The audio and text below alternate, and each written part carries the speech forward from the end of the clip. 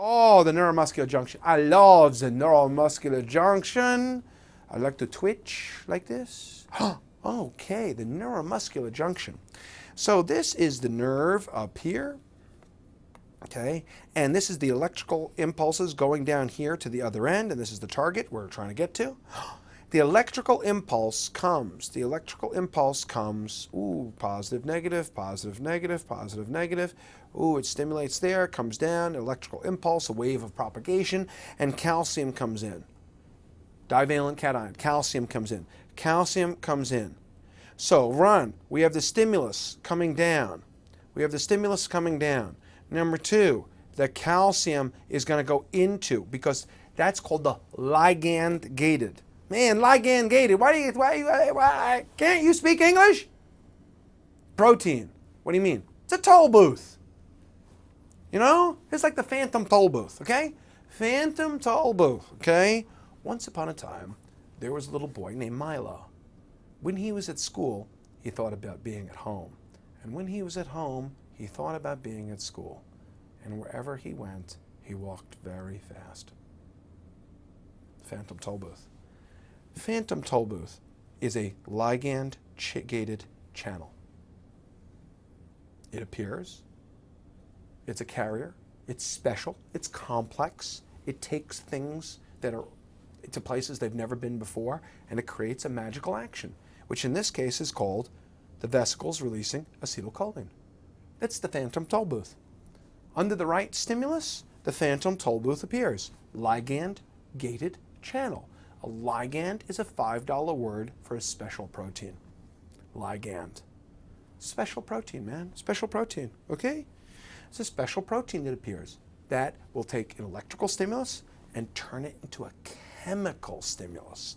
This is one of the most extraordinary things in the world there is. The concept of how do you see the very juncture between electrical energy and chemical energy. Boom! Resulting in mechanical energy. Electrical stimulus from the nerve becomes a chemical stimulus. The calcium goes into the cell. The high calcium drives the vesicle of acetylcholine out. Acetylcholine is chemical energy. The chemical energy goes across and makes the sodium and potassium channels change. Then what happens is all of a sudden you have this action potential, the neuromuscular junction, and you change the electrical energy of the nerve into the chemical energy of calcium releasing acetylcholine, making the potassium leave the cell and sodium rush in. Potassium leaves and sodium rushes in on the neuromuscular junction. Three chemicals. Calcium releases acetylcholine. The acetylcholine makes the action potential happen in the neuromuscular junction. Sodium goes in, potassiums go out. So we take electrical energy, transform it to the chemical energy, calcium, acetylcholine to sodium, resulting in the mechanical energy of the muscular contraction. Wow. Come on, right? Wow. Oh, what a piece of work as a man. How noble in form, how infinite in faculties, in form and moving, how like an angel, in apprehension, how like a god, the beauty of the world, the paragon of animals. Next slide. Neuromuscular transmission. We have an action potential going down the neuron. That's electrical energy. It goes down in the presynaptic. Remember, presynaptic. This is presynaptic up here. Synapse is space. Synapse is space. That's all it means. Synapse is space. Half of learning medicine is learning a different language. Synapse is space.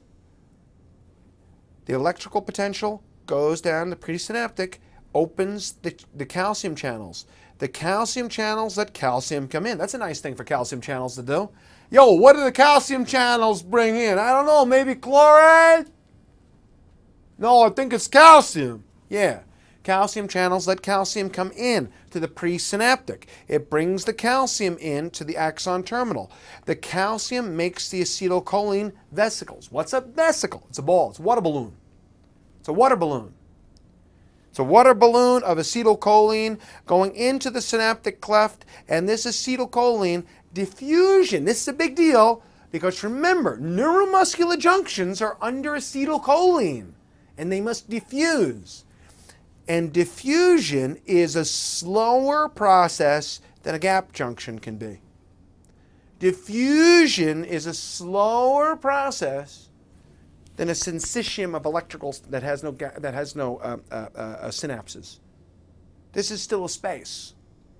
This is still a space. It's like the difference between an international airport and a domestic airport. There's a space there, it takes a little time to diffuse across. So it's like the difference, okay? Gap junctions and electrical syncytium is like going between states in the United States. Syncytium is like going between states. Driving.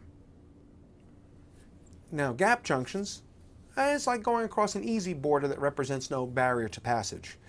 Synapses are a little slow. It's like an international airport. The acetylcholine goes in there, goes into the synapse.